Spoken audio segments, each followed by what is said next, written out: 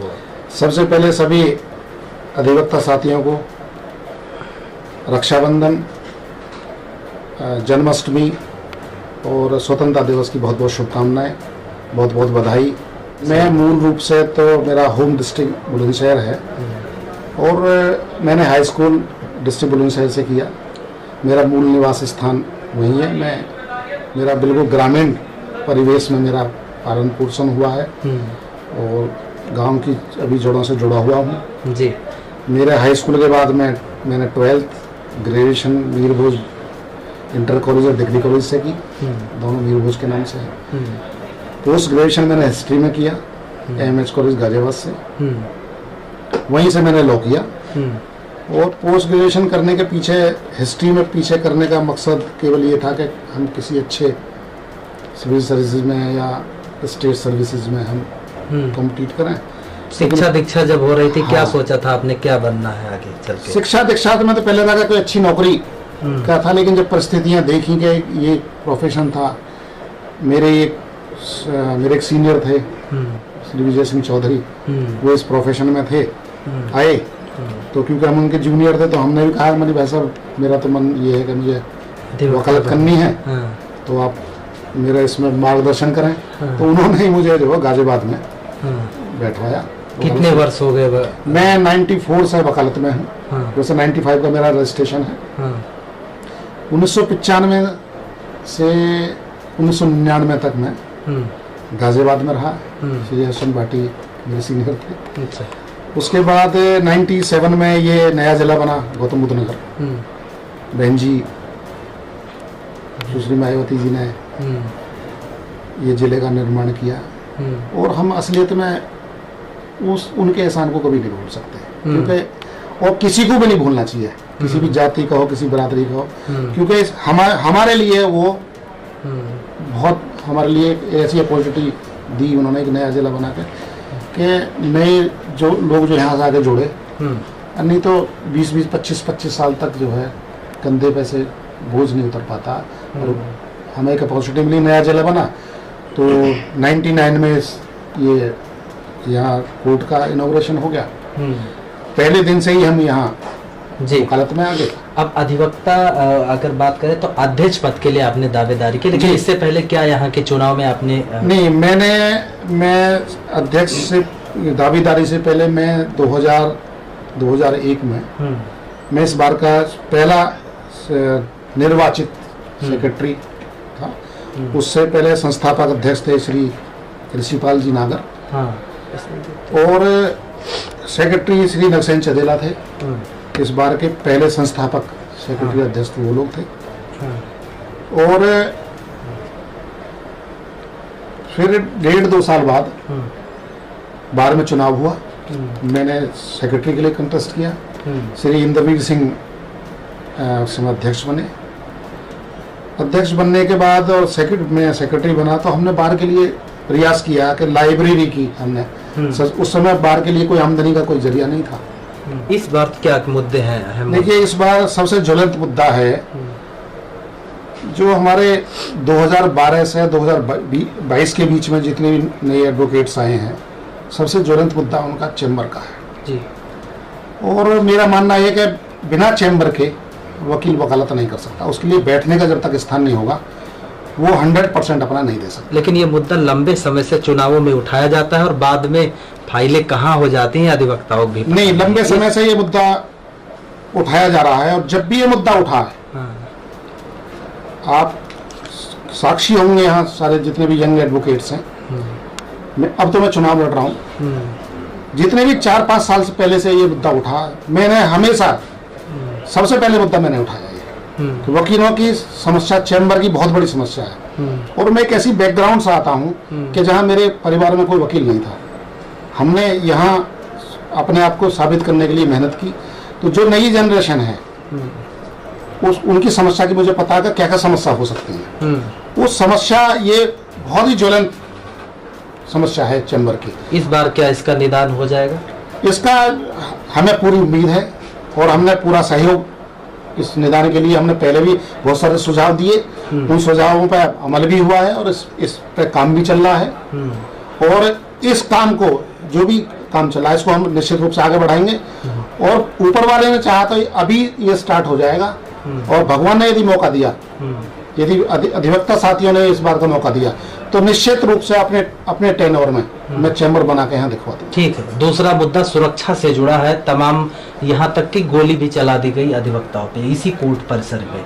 तमाम सुरक्षा के चूक हुई पहले, इस बार क्या आपकी तैयारी है सुरक्षा को लेकर? देखिए, ये जो हमारा जो प्रेमिसेस है ये बहुत बड़ा है, ये 25 एकड़ में है जी, जिसमें से लगभग 4.25 एकड़ में ये हमें बालकनी अलॉट हुआ है, और 20 एकड़ जो है ये कोर्ट परिसर के लिए। इसमें 4 गेट हैं, और चारों तरफ से अंदर आने का इसमें कोई भी आदमी आ सकता है।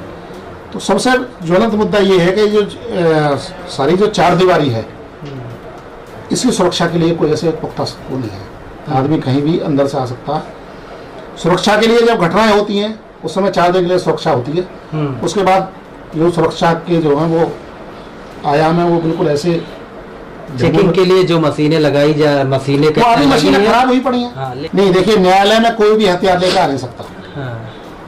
यहाँ तक कि यदि कोई पुलिस फोर्स का आदमी भी हथियार लेकर आता है, सबसे पहले नियम ये है कि वो उसको जमा करेगा, उसकी इन्फॉर्मेशन देगा कि मेरे पास ये हथियार, मैं इसको जमा करूँ। कोर्ट में कोई भी व्यक्ति हथियार के साथ एंट्री नहीं कर सकता। कितने एंट्री गेट आप मानते होना चाहिए? यहाँ देखिए 4 एंट्री गेट हैं जी, लेकिन 4 एंट्री गेट के अलावा भी दीवारें इस तरह की हैं कि कोई भी आदमी अंदर आ सकता है। हाँ। सुरक्षा का जितना सुरक्षा की चीजें होनी चाहिए उतना सुरक्षा नहीं है। दूसरे कोई भी आदमी अंदर एंट्री करके यहाँ जाता है, जबकि एडवोकेट्स की जो गाड़ियों पर स्टिकर लगे हुए हैं, केवल उनके अलावा यदि कोई और अंदर आता है तो उनको रोका जाना चाहिए। महिला अधिवक्ताओं के लिए क्या है आपके पास में मुद्दे जिस पर काम करें? महिला अधिवक्ताओं के लिए यहाँ एक अलग से उनके लिए बैठने के लिए जो कैफेटेरिया है उनके लिए अलग से होना चाहिए। एडवोकेट्स के लिए कैंटीन यहाँ होनी चाहिए। उनको जो भी जो रेट हैं वो इस तरह के होने चाहिए जो नो प्रॉफिट नो लॉस पे यहाँ उनको देना चाहिए। यहाँ महिलाओं के बैठने के लिए कोई ऐसा जगह नहीं है कि उनके बैठने के लिए जहाँ वो बैठ के अपनी स्टडी कर सकें। कॉमन हॉल है यहाँ, वो पुरुष और महिला दोनों के लिए है। तो मेरा मानना ये है कि आने वाले समय में हम उनके लिए अलग से काम करेंगे। और कंपटीशन की तैयारी के लिए जो नई जनरेशन है यहाँ, ये हमारा जिला ऐसा है कि यहाँ सुप्रीम कोर्ट के रिटायर्ड जजेस हैं, हाई कोर्ट के रिटायर्ड जजेस हैं, डिस्ट्रिक्ट कोर्ट्स हैं, जो अच्छे अच्छे वो एडवोकेट्स हैं हमारे पास। ये हमारा जिला ऐसा ही एक कंपटीशन वाला जिला है। यहाँ दिल्ली हमारे नज़दीक है, यहाँ फैजाबाद हमारे नज़दीक है। तो जो नई जनरेशन है उसको उसके साथ हमें कम्पीट कराना है, उनको यहाँ दिशाएं देनी हैं। तो ऐसे लोगों को हम सेमिनार के रूप में, उनको गेस्ट फैकल्टी के रूप में उनको हम बुला सकते हैं। ऐसे हम यहाँ एक वो शुरू कर सकते हैं कि जिनकी एजुकेशन पर ध्यान दिया जाए कि भाई जुडिशरी में ये चीज़ें हैं, ये कोर्सेज आ रहे हैं, नए नए वो हो रहे हैं, कॉमर्शियल कोर्ट का नई चीज़ें आई हैं, तुम्हारा एनजीटी का नया मामला आया है, बहुत सारी चीज़ें ऐसी नई आई हैं कि जिन पे हमें अवेयर होने की जरूरत है। आईटी एक्ट आया है नया, साइबर क्राइम आया है। एक सवाल और भी बड़ा मुद्दा है यहाँ का, जैसा कि तमाम अधिवक्ताओं से बात की गई, जो तमाम अधिवक्ता हैं यहाँ पर, वो चाहे महिला हो या पुरुष, आर्थिक स्थिति काफ़ी अधिवक्ताओं की बहुत कमज़ोर है। ऐसे में अगर कोई दैवीय आपदा होती है, बीमार हो जाते हैं या अन्य कोई प्रयोजन में अगर उनको पैसे की आवश्यकता होती है, वो आर्थिक रूप से कमज़ोर है, तो क्या इंतजाम करेंगे आने वाले समय में? देखिए, इस हमारी कचहरी में पहले फंड के बारे में किसी ने कोई नहीं सोचा। हमने लाइब्रेरी की शुरुआत की, आमदनी का कोई जरिया नहीं था। अब तो आमदनी के बहुत जरिए हैं। और मैं बधाई देता हूँ इस बार के अध्यक्ष को कि उन्होंने एक बहुत अच्छा स्टेप लिया है। जो बार का जो पैसा फंड आ रहा है उसको बार के खाते में जमा कराया जा रहा था। अब सब चीज़ों के लिए वो हर महीने इसका सारा पोर्टल पे डालते हैं। इन सब चीज़ों को आगे बढ़ाते हुए, चैम्बरों के मुद्दे को आगे बढ़ाते हुए, चैम्बर में निश्चित रूप से चैम्बर मैं अपने टेनोर में निश्चित रूप से मुझे पूरा विश्वास है कि हम चैम्बर क्यों कर देंगे। अरे हमारे पास बहुत सारी चीज़ें हैं, हम छतें लोड कर सकते हैं। किस तरीके से? भाई जितनी भी ये हैं, देखिए बीच में ये गलियां हैं, हम एक एक चैम्बर के बीच में पिलर खड़े करके ऊपर छत डाल के हम छतें लोड करें, उनसे कहें भाई आप ऊपर बनाओ।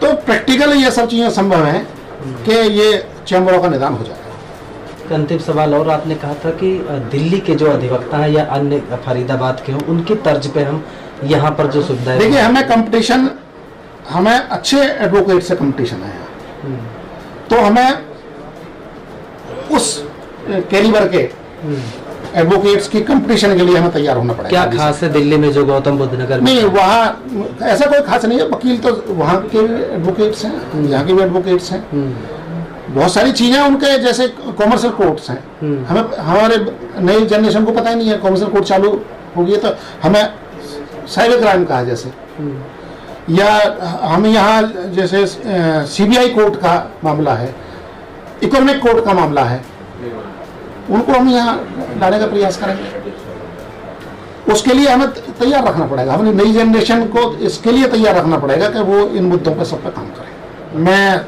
सभी अपने जो जितने भी अधिवक्ता साथी हैं, मैं आपसे निवेदन करूंगा, ईमानदारी से काम करने की कोशिश की है, और मैं आपको ये विश्वास दिलाता हूं कि इस पेशे की गरिमा को कभी नहीं करने दूंगा।